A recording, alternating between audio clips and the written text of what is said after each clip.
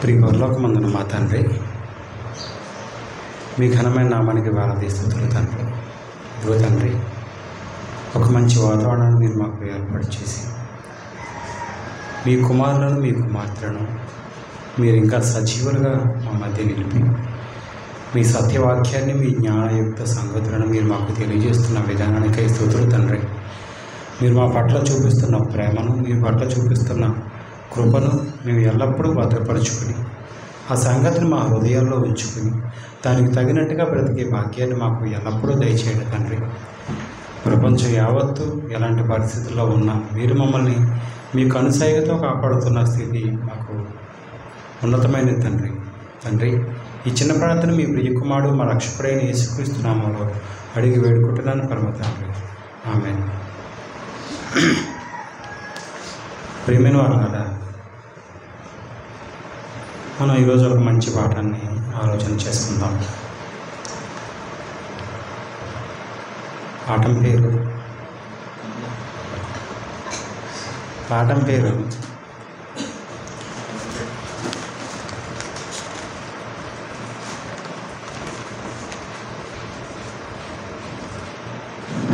పాఠాన్ని మనం ఆలోచన చేద్దాం. ఆ పాఠం ఏమనగా ఎమర్జెన్సీ డిజాస్టర్ అని ఒక మంచి పాఠాన్ని ఆలోచన చేద్దాం. ఎమర్జెన్సీ డిజాస్టర్ అంటే అత్యవసరమైన సేవలు, అత్యవసరమైన సేవ అని అర్థం. ఇది ఈ ఎమర్జెన్సీ డిజాస్టర్ అనేది లేదా అత్యవసరమైన సేవ లేదా సేవలు అనేవి ఈ మధ్యకాలంలో మనకు బాగా ఉపయోగపడ్డాయి. అది ఏంటనుకుంటున్నారు? గత ఇంచుమించు నెల రోజుల క్రితం కేరళ ప్రాంతంలో వయనాడ్ అనే గ్రామంలో ఆ చుట్టుపక్కల 3 గ్రామాలకి ఒక పెను ఊపెన కలిగింది. ఏంటనుకుంటున్నారు? కొండ చర్యలు విరిగిపోయి ఆ కింద ఉంటున్న ఇతర ప్రాంతాలన్నిటి మీదకి పడిపోయి వాళ్ళందరి ప్రాణాలని బలిగొన్నది ప్రకృతి. అప్పటి వరకు దానికి ఉన్న పేరేంటి? అప్పటి వరకు దానికి ఉన్న ఔన్నత్యం, ఆ కేరళ ప్రాంతానికి ఉన్న గొప్పతనం ఏంటంటే ఇది ఒక భూలోక స్వర్గం, అంటే ఈక్వల్ టు ఒక పరలోకం. దాంతోపాటుగా వాళ్ళు పోల్చి గాడ్స్ ఓన్ కంటే చూసారా కంట్రీ. ఈ విషయాన్ని సమాజం అంతా చెబుతుంది. ప్రతి ఒక్కరు కూడా ఇక్కడికి వస్తే పరలోకం వెళ్ళినట్టు, ఇక్కడికి వస్తే స్వర్గంలోనే ఉన్నట్టు ఉంటుంది. ఇలాంటి ప్రాంతం చాలా ఉన్నతమైనది. ఎప్పుడైనా ఇక్కడికి రావాలని ఒక విహారయాత్రకు వెళ్ళే ఒక ప్రాంతంగా, ఒక టూరిస్ట్ ప్రాంతంగా దాన్ని మలుచుకున్నారు. అయితే కొన్ని నెలల క్రితం, కొన్ని రోజుల క్రితం, ఒక నెల రోజుల క్రితం ఒక విషయం జరిగింది. ఏంటంటే ఎవ్వరూ ఊహించనట్టుగా వారికి ఒక ప్రమాదం జరిగింది. వారు దేని మీదైతే ఆధారపడి, దేనినైతే అందంగా ఉన్నవో, ఏవైతే అందమైనవి అని వాళ్ళు చెప్పుకుని దాని ద్వారా వాళ్ళు జీవితాన్ని కొనసాగించుకుంటున్నారో అదే వారి ప్రాణానికి పెనుముప్పుగా మారింది. ఆ సమయంలో ఒక డిజాస్టర్, ఎమర్జెన్సీ డిజాస్టర్ అని గవర్నమెంట్ ఒక విషయాన్ని ప్రస్తావించింది. ఏంటనుకుంటున్నారు? అది కేవలం అక్కడే జరిగిందని కాదు, ఎక్కడ ప్రమాదం జరిగినా, ఎక్కడ ఎటువంటి చర్యలు జరిగినా అలాంటి చర్యల్లో సహాయపడే వారిని ఎమర్జెన్సీ డిజాస్టర్ అని ఒక పదం వాడుతూ ఉంటారు. అంటే అత్యవసరంగా మీ సహాయం మాకు కావాలి అని అర్థం, అత్యవసరంగా మీ సేవలు మాకు కావాలి అని అర్థం. ఎప్పుడైతే ఈ కొండ చర్యలు విడిపోయి ఆ వయనాడు ప్రాంతంలోను, కేరళ ప్రాంతంలో ఆ చుట్టుపక్కల 3 గ్రామాల మీద పడిపోయాయో, ఉన్నవాళ్ళు ఉన్నట్టుగా చనిపోయారు. కొండలు విడిపోయాయి, ఇళ్ళు కూలిపోయాయి, వాళ్ళు కట్టుకున్న ప్రతీది కూడా సర్వనాశనం అయిపోయింది. నాశనం అయిపోయిన ప్రతి ప్రాంతంలోనికి ప్రభుత్వం ఒక పిలుపునిచ్చింది వాళ్ళందరికీ కూడా. ఆ చుట్టుపక్కల ఉంటున్న గ్రామాల్లో ఉంటున్న యవ్వనస్తులు కానీ, ఆ చుట్టుపక్కల ఉంటున్న ప్రాంతాల్లో ఉంటున్న ప్రభుత్వం కానీ, ఆ చుట్టుపక్కల ఉంటున్న వారు ఎవరైనా సరే మీరు మాకు సహాయం చేయండి అని అందరికీ పిలుపునిచ్చింది. ప్రతి ఒక్కరూ సహాయం చేయ నిమిత్తం బయలుదేరారు. అంటే ఆ ప్రభుత్వానికి సంబంధించిన కొంతమంది సహాయం చేయడానికి బయలుదేరారు. ఆ సహాయం సరిపోలేదు. ఆ చుట్టుపక్కల గ్రామాలు వారికి సహాయం చేయడానికి బయలుదేరారు. ఆ సహాయం కూడా వారికి సరిపోలేదు. తర్వాత ఎన్డీఆర్ఎఫ్ బృందం బయలుదేరింది, అది కూడా వారికి సరిపోలేదు. తర్వాత చివరిగా మిలిటరీ బయలుదేరింది. వీళ్ళందరూ బయలుదేరి ఏం చేస్తారంటే, ఈ డిజాస్టర్ అనే దాంట్లో 4 భాగాలు ఉంటాయండి, 4 కేటగిరీలు ఉంటాయి. ఈ 4 కేటగిరీలు వాళ్ళు ఎలా డివైడ్ చేసుకుంటారంటే, ఆ విషయాన్ని నేను మీకు అర్థమయ్యేలా చెప్తాను. ఏదైనా ఒక ప్రమాదం, ఒక కంపెనీలో ఒక పెద్ద ప్రమాదం జరిగిపోయి, ప్రేలుడు సంభవం జరిగిపోయి ఆ కంపెనీ కాలిపోయినప్పుడు ఒక 100 మంది అక్కడ నాశనంలో ఉన్నారనుకోండి, 100 మందిని ఒకేసారి రక్షించేయగలరా? ఎంతమంది? 100 మందికి 1000 మంది ఒకేసారి అక్కడ చేరుకుని 100 మందిని రక్షించేయగలరా? అలా జరగదు. వెళ్ళిన వాళ్ళు 20 మంది 30 మంది, లేదా ఒక 10 మంది 15 మంది వెళ్తారు, అంతే. ఇంతే టీం వెళ్తుంది, అంతకుమించి టీం వెళ్ళలేరు. మిగతా టీం రావాలంటే టైం పడుతుంది. అక్కడికక్కడ ఉన్నవాళ్ళు 10 మంది 20 మంది ఒక ఎమర్జెన్సీ టీమ్గా, ఇది ఒక డిజాస్టర్ని మనం విడగొట్టాలి, ఈ డిజాస్టర్ని మనం చక్కదిద్దాలి అనుకున్న వాళ్ళు ఎంతమంది ఉంటారంటే మహా అయితే 10 నుంచి 15 మంది ఉంటారు. ఈ 10 నుంచి 15 మంది ఉంటున్న వాళ్ళకి ఒక ట్రైనింగ్ ఇస్తారు. ఏంటనుకుంటున్నారు ఆ ట్రైనింగు? ఇదిగో ఇప్పుడు కేరళ ప్రభుత్వానికి ఎమర్జెన్సీ డిజాస్టర్ వచ్చింది. ఆ డిజాస్టర్ దగ్గరికి వెళ్ళినప్పుడు ఎవరు ప్రమాదంలో ఉన్నారో ముందు వారిని రక్షించండి, ఎవరు కొంచెం తక్కువ ప్రమాదంలో ఉన్నారో ముందు వారిని రక్షించండి. అలా అలా మనిషిని కేటగరైజ్ చేసుకుంటారు, అంటే సపరేట్ చేసుకుంటారు. 20 మంది ఉన్నారనుకోండి, 20 మందిలో 5గురు ప్రాణాపాయ స్థితిలో ఉన్నారు. వీళ్ళని ఇమ్మీడియట్గా తీసుకుని హాస్పిటల్ దరిదాపులకు తీసుకువెళ్ళకపోతే 10 నిమిషాలు పావు గంటలో చనిపోయే అవకాశం ఉంది అన్నవాళ్ళని నెంబర్ 1 అంటారు. వాళ్ళే ట్రయేజ్ అంటారు. వాళ్ళని ట్రయేజ్లో వాళ్ళకి రెడ్ రిబ్బన్ కడతారు. ఇలాంటి ప్రమాదాలకు వెళ్ళినప్పుడు రిబ్బన్స్ తీసుకుని వెళ్తారు. వెళుతున్న ప్రతి ఒక్కడు, ఆ వెళ్ళిన వాడిలో ఒకడు ఈ రిబ్బన్స్ కట్టడానికి ఒకడు నిర్ణయింపబడతాడు. ఆ రిబ్బన్స్ కట్టడంలో వాడి పరిస్థితిని వాడి ఎదుటివాడికి తెలియచేయడం అన్నమాట. వాడి దగ్గర ఉన్న రిబ్బన్ తీసుకుని వెళ్తాడు, వీడికి రెడ్ వేస్తాడు. రెడ్ అంటే ఏంటి? చాలా డేంజర్ అన్నమాట.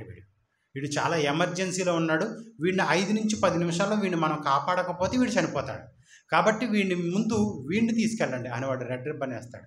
మరికొంచెం ముందుకు వెళ్ళిన తర్వాత కొంచెం పర్వాలేదు, ఒక అరగంట లేట్ అయినా 30 గంట లేట్ అయినా వీడు బ్రతకగలడు, కాబట్టి వీడికి కొంచెం ప్రమాదం తక్కువగానే ఉంది, కాబట్టి వీడికి ఎల్లో రిబ్బన్ వేస్తాడు. ఇది నెంబర్ 2.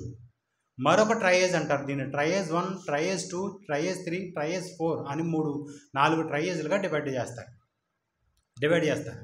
ఆ ట్రయేజ్లో మొదటి ట్రయేజ్ ఏంటి? రెడ్. రెండో ట్రయేజ్ ఎల్లో. మూడో దగ్గరికి వెళ్ళేసరికి వీడు 30 గంట కాదు, ఓ 2-3 గంటలు వీడి దగ్గరికి వెళ్ళకపోయినా, వీడికి సహాయం అందించకపోయినా పర్వాలేదు.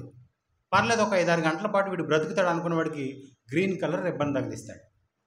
ఇంకొకడు ఉన్నాడండి చివరిగా. ఆడెవడంటే వాడికి చనిపోయాడు చివరికి. లాస్ట్ అక్కడికి వెళ్ళేటప్పుడు వాడు చనిపోయి ఉన్నాడు. ఆ చనిపోయిన వాడి దగ్గరికి వెళ్ళి వీడికి ఏదైనా సహాయం కావాలేమో, ఆ బండల కింద, రాళ్ళ కింద, ఆ స్లాబ్ కింద, బిల్డింగ్ల కింద ఉండిపోయిన వాడిని అర్జెంటుగా లాగాలని సమయం అంతా వాడి దగ్గర వృధా చేసేస్తున్నాం అనుకోండి, అప్పుడు అది వేస్ట్ అనమాట. అప్పుడు వాడు ఏం చేస్తాడంటే వాడికి బ్లాక్ కలర్ రిబ్బన్ వేస్తాడు. ఈ బ్లాక్ కలర్ రిబ్బన్ చూడగానే వెనకాల వచ్చిన టీంకి ఏం అర్థం అవుతుందంటే వీడు ఆల్రెడీ చనిపోయాడు, ఇక వీడి దగ్గర ఉండి నేను సమయాన్ని వృధా చేయడం అనవసరం. మరికొంచెం ముందుకు వెళితే ఇంకా ఎవరికైనా ఎమర్జెన్సీ అవసరాలు ఉన్నాయేమో, ఇంకా ఎవరికైనా అత్యవసర పరిస్థితులు ఉన్నాయేమో, ఆ పరిస్థితులను మనం జ్ఞాపకం చేసుకోవాలని గబగబ ముందుకు వెళతాడు. ఎందుకు? ఆ రిబ్బన్ వాళ్ళకి ఒక సమాచారం తెలియజేస్తుంది. దీన్ని డిజాస్టర్ అంటారు, ఎమర్జెన్సీ డిజాస్టర్ అంటారు. అది కేరళ ప్రభుత్వానికి ఇది బాగా అవసరమైంది. ఈ మధ్య కొన్ని బృందాలు వచ్చాయి, ఆ బృందాలు అవసరాన్ని వాళ్ళు తీర్చలేకపోతున్నారు. ఊళ్ళో ఉంటున్న వాళ్ళు, చుట్టుపక్కల ఉంటున్న వాళ్ళు సహాయం చేస్తున్నారు, ఆ సహాయం కూడా వాడికి సరిపోవటం లేదు. ఆ తర్వాత చివరిగా మిలిటరీ వచ్చింది. అవతల ఎంతోమంది ప్రమాదంతో ఉన్నారు, యువతల ఎంతోమంది ప్రమాదం నుంచి తప్పించడానికి సిద్ధంగా ఉన్నారు. కానీ మధ్యలో ఉన్న బ్రిడ్జ్ కూలిపోయింది. ఏం చేశారు తెలుసండి? వాళ్ళు 39 గంటల్లో యువతల నుంచి అవతలకి వెళ్ళే ఒక మార్గాన్ని కనిపెట్టారు, బ్రిడ్జ్ చేశారు వాళ్ళు. ఐరన్ బ్రిడ్జ్ అప్పటికప్పుడే 39 గంటల్లో ఉన్న పళాంగ బిగించి వాళ్ళు అవతల నుంచి ఉంటున్న ఎంతో ప్రాణాలను యువతలకు తీసుకొచ్చారు. ఆ తీసుకొచ్చిన వాళ్ళలో ఎవరొకరు ముందు వెళ్ళి వాళ్ళందరికీ రిబ్బన్స్ సెలెక్ట్ చేశారు. ఇదిగో వీళ్ళు రెడ్, వీళ్ళు గ్రీను, వీళ్ళు ఎల్లో, వీళ్ళేమో బ్లాక్, వీడి దగ్గర ఉండి మీరు సమయాన్ని వృధా చేసుకోవాల్సిన అవసరం లేదు. ఇదిగో ఇతను ఎల్లో రిబ్బన్ ఇతనికి తగిలించాం అంటే ఇతని దగ్గర కూడా మనం ఎక్కువ సమయం వృధా చేయాల్సిన అవసరం లేదు. మరి కొంచెం ముందుకు వెళితే గ్రీన్ కలర్ వాళ్ళు తగిలాడు, వీడి దగ్గర కూడా వీడి దగ్గర కొంచెం మనం తొందరపడాలి, ఎందుకంటే వీడికి 1 అవర్ టైమే ఉంది కాబట్టి వీడి ముందు షిఫ్ట్ చేయండి.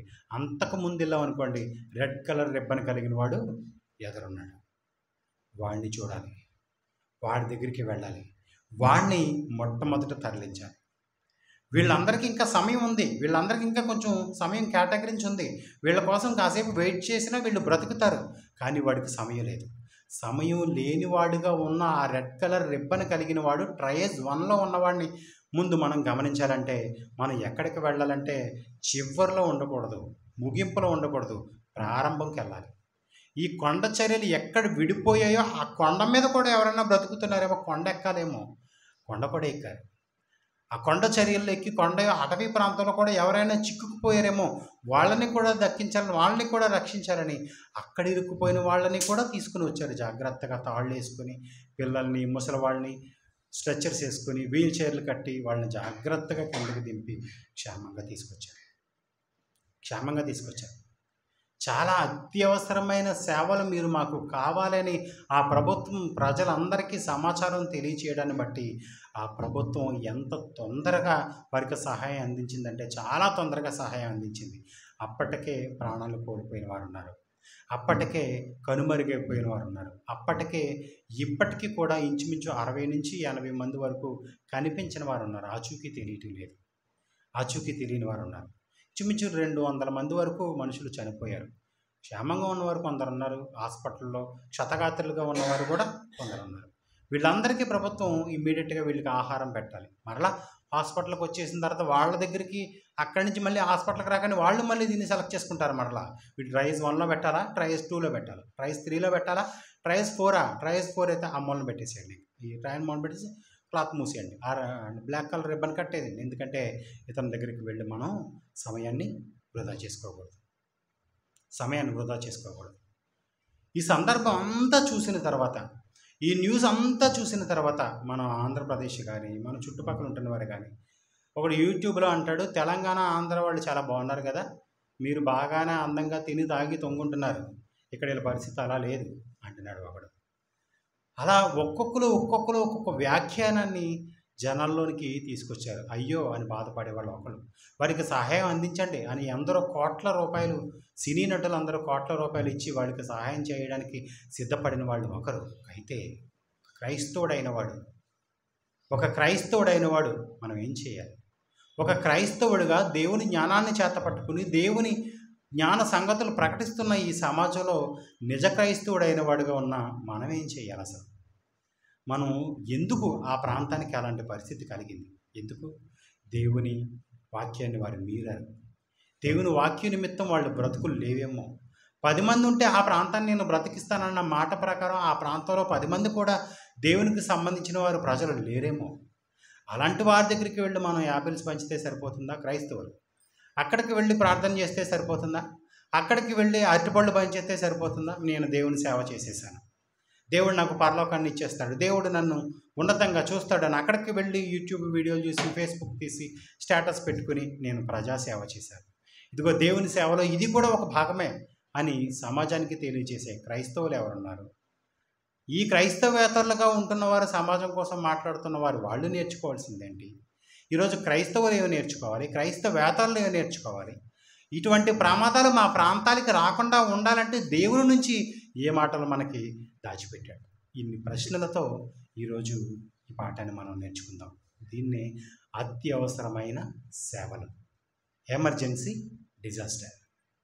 ప్రియమైన వారలారా, పరలోకమందున్న తండ్రి దేన్ని దాచిపెట్టలేదండి. పరలోకమందున్న తండ్రి తన మనస్సులోని ఆలోచనలు తన కుమారుని ద్వారా ప్రతి సంగతిని తెలియజేశాడు.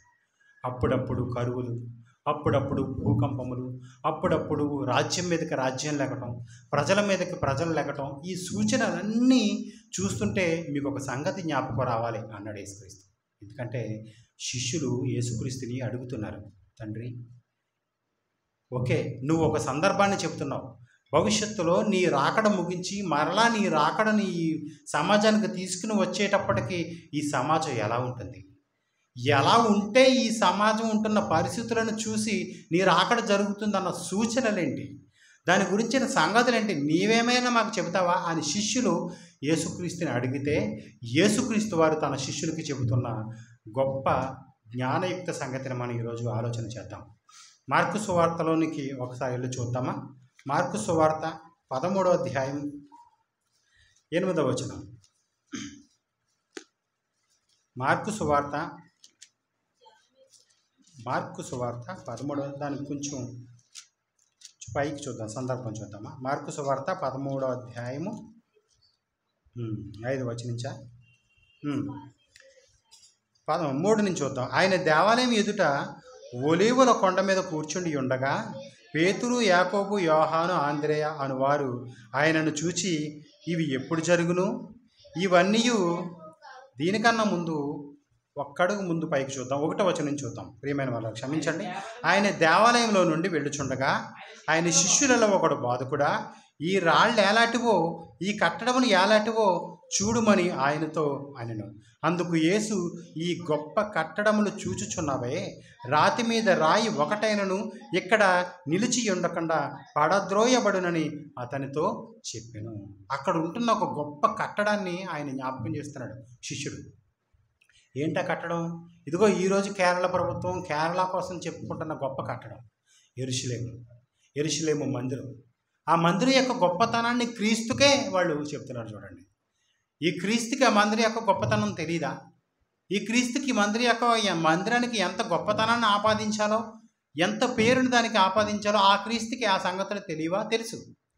ఆ క్రీస్తుకే వాళ్ళు గొప్పతనాన్ని తెలియజేస్తున్నారు. చూడండి, ఇక పరలోక సంబంధమైన పరలోక సంగతులు విడిచిపెట్టి ఈ భూలోకాన్నే ఒక స్వర్గంగా, ఈ భూలోకాన్ని ఒక హెవెన్ కంట్రీగా మార్చి ప్రకటిస్తున్న ఈ సమాజానికి దేవుడు చెప్పాలనుకున్న సంగతి చూడండి. మీరు దేనినైతే అందమైనదిగా చూస్తున్నారో, మీరు దేన్నైతే ఒక స్వర్గంగా చూస్తున్నారో, మీరు దేన్నైతే అంత గొప్పదిగా చూస్తున్నారో, అది రాతి మీద రాయి కూడా ఉండకుండా పోయే దినములు వస్తున్నాయి అన్నాడు. చూడండి, రాతి మీద రాయి కూడా నిలబడదా? చూడండి, రాతి మీద రాయి ఎందుకు నిలబడేది కొండ చర్యలు సైతం విడిపోయి భూమి మీదకి వచ్చేసి, ఇళ్ల మీదకి వచ్చేసి, మనుషుల మీదకి వచ్చేసి, అంటే రాతి మీద రాయి నిలబడలేదని కదా అర్థం. రాతి మీద రాయి నిలబడలేదు. దేన్ని చూసి మనం ఆనందపడుతున్నామో, దేన్ని చూసి మనం పరలోకమందున్న తండ్రి సంగతులను మనం మర్చిపోతున్నామో, ఆ తండ్రి ఇలాంటి సందర్భాల ద్వారా దేవుడు, నేనున్నాను, నన్ను గురించి మీరు ఆలోచన చేయండి, నన్ను గురించి మీరు జ్ఞాపకం చేసుకోండి, మీ జ్ఞాపకాల్లో నన్ను విడిచిపెట్టకండి అన్న సంగతులు దేవుడు మనకు చెప్పాలనుకుంటున్న ఆ సంగతిని చూడండి. ఇప్పుడు 3వ వచనం. ఆయన దేవాలయం ఎదుట ఒలీవల కొండ మీద కూర్చుండి ఉండగా పేతురు, యాకోబు, యోహాను, ఆంద్రేయ అనువారు ఆయనను చూచి, ఇవి ఎప్పుడు జరుగును? ఇవన్నీ నెరవేరబో కాలమునకు ఏ గుర్తు కలుగును? అది మాతో చెప్పుమని ఆయనను ఏకాంతమందు అడుగగా యేసు వారితో ఇట్లు చెప్పసాగని, ఎవడును మమ్మను మోసపుచ్చకుండా చూచుకొనడి. అనేకులు నా పేరిట వచ్చి నేనే ఆయనని చెప్పి అనేకులు మోసపుచ్చెదరు. మీరు యుద్ధములను గూర్చియు యుద్ధ సమాచారములను గూర్చియు వినినప్పుడు కలవరపడకుడి, ఇవి జరగవలసి ఉన్నవి, అంతము వెంటనే రాదు. యుద్ధములు చూస్తున్నారా? యుద్ధ సమాచారాలను చూస్తున్నారా? చూస్తున్నాం కదండి. మనం రష్యా ఉక్రెయిన్ యుద్ధాన్ని చూస్తున్నప్పుడు మనకి ఏం గుర్తు రావాలి? చైనా రష్యాకు జరుగుతున్న ఈ యుద్ధం విషయంలో ఏం గుర్తు రావాలి? ఒక మయన్మార్లో జరుగుతున్న ఈ యుద్ధం, ఈ అడావుల్లో జరుగుతున్నప్పుడు, ఈ బాంబులు పేలుళ్ళు జరుగుతున్నప్పుడు, మనుషుల మీద మనుషులు లేస్తున్నప్పుడు, రాజ్యం మీద రాజ్యం లేస్తున్నప్పుడు ఇవన్నీ ఏం గుర్తుకు రావాలి? యేసుక్రీస్తు రాబోయే దినములు దగ్గర పడుతున్నాయి, అంతం వెంటనే రాదు. ఇవన్నీ జరగాలి. ఇది చూసి ఆశ్చర్యపోవాల్సినంత అవసరం లేదు. సమాజం ఎంత ఆశ్చర్యపోతుందండి అసలు. సమాజం ఆశ్చర్యపోయింది, క్రైస్తవుడు ఆశ్చర్యపోతున్నాడు. అసలు ఇంత ఘోరమా, ఇంత భయంకరమా? ఒక స్త్రీ మీద ఒక పురుషుడు ఇంత భయంకరమైన నేరాన్ని కోల్కతాలో ఒక MBBS విద్యార్థిని అత్యాచారం చేసి చంపేశారట. వాళ్ళు ఎంత క్రూరంగా దయనీయంగా చంపారో చూడండి. ఆ వార్తల్లో ఆ మాటలు వింటుంటే ఆశ్చర్యపోతున్నాం, భయమేస్తుంది. అసలు సమాజం ఎక్కడికి వెళ్ళిపోతుంది? ఈ సమాజంలో మన పిల్లల పరిస్థితి ఏంటి? అసలు మన తల్లుల పరిస్థితి ఏంటి? అసలు మన పరిస్థితి ఏంటి? వైద్యం చేసే వైద్యునికే మంచి లేదు ఈ రోజుని. వైద్యం చేసే వైద్యులకే క్షేమం లేదు. చూడండి, తర్వాత 5వ వచనం, జనం మీదకి జనమును, రాజ్యం మీదకి రాజ్యమును లేచును, అక్కడక్కడ భూకంపములు కలుగును, కరువులు వచ్చును, ఇవే వేదనకు ప్రారంభం అన్నాడు. చూడండి, ఇదంతా యేసుక్రీస్తు చెబుతున్న సంగతి. మరొక మాట, లోకసువార్త 21వ అధ్యాయం, అదే సందర్భం. లోకసువార్త 21వ అధ్యాయం, లోకసువార్త 21వ అధ్యాయం